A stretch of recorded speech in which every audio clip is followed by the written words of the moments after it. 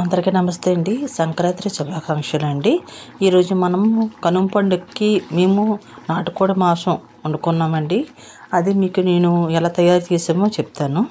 అయితే మేమేం చేశానంటే నాటుకోడిని చేసేసి మనకు ఎంత కావాలో అంత ముక్కలు చేసి రెడీ పెట్టుకున్నానండి. ఈలోపు ఉల్లిపాయలు పచ్చిమిరపకాయలు కట్ చేసుకొని అది ముందుతో పోపు వేసుకుందామండి. అదండి చక్కగా వేపేసుకుందాము. సంక్రాంతి అంటేనే ఇంకా పొంగడాలు అవి ఇవన్నీ ఉంటాయండి. అయితే నేను ఏం చేశానంటే మాది పుంజిమాసం అవడంతో కొంచెం గట్టిగా ఉందని చెప్పేసి ఉడికితే టైం పడుతుందని కొంచెం కారం సాల్ట్ వేసి కుక్కర్లో పెట్టి ఒక 3 విధులు ఏం చేసి పక్కన పెట్టేసుకున్నాను.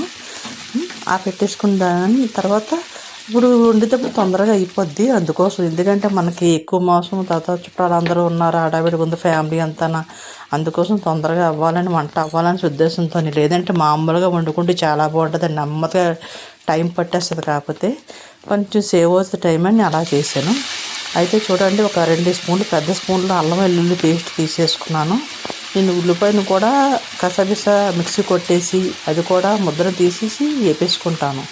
ఎందుకంటే నాకు ఇగురు ఎక్కువ కావాలి, అది గారెలు వాటి వండుకుంటున్నాం కదా, అందుకోసం ఇగురు ఎక్కువ కావాలి. దానికోసం నేను ముద్దనే చేశాను. టమాటా కూడా ఉడకబెట్టేసి అవి కూడా పేస్ట్ చేసి మిక్సీలోని పక్కన పెట్టుకున్నానండి. ఎందుకంటే అది కూడా మనకి ఏడుతో గ్రేవీ బాగా వస్తుంది కర్రీ.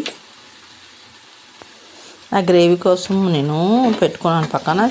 చిన్న పసుపు వేసుకున్నాను, 2 చిటికలు ఉంటుంది పసుపు. అది వేసుకొని కొంచెం అలా కలిపేసాను. చూడండి, అలా వెళ్ళిన ముద్ద అయితే మనకి ఉల్లిపాయలన్నీ వేగిపోయి టమాటా నేను మిక్సీ చేసి పక్కన పెట్టుకున్నాను కదా, అది వేసుకొని కలిపేసి కొంచెం ఒక 5 మినిట్స్ మగ్గనిద్దాం. పచ్చివాసన పోయే వరకు మనం మగ్గనిద్దాము, వదిలేద్దాం. ఇగోండి చూసారు కదా, చక్కగా ఎగిపోయింది.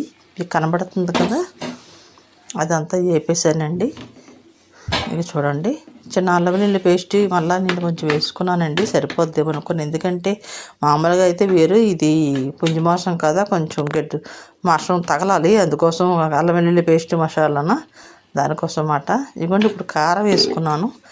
ఒక పెద్ద స్పూన్తో 2 స్పూన్లు కారం వేసుకొని దాన్ని మళ్ళీ కలిపేసి కొంచెం దాన్ని కూడా చిన్న లైట్గా వేపుదాం, ఎక్కువ వేపడం కాకుండా కొంచెం మగ్గనిద్దాం కొంచెం సేపు.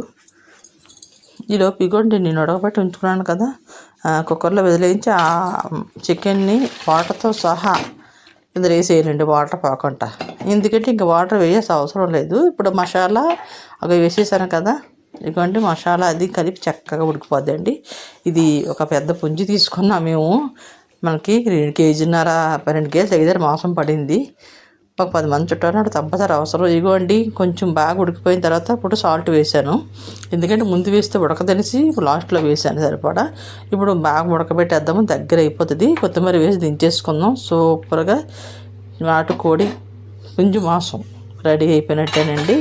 ఇలాగా నేను చాలా వంటలు చేసిన అది కూడా మీకు పెడతాను. అయితే ఇది ఒక పావు గంట పైన వదిలేసేయాలండి. వదిలేస్తే నెమ్మదిగా బాగా ఉడుతుంది. చూసారు కదా, చక్కగా ఉడికిపోయింది.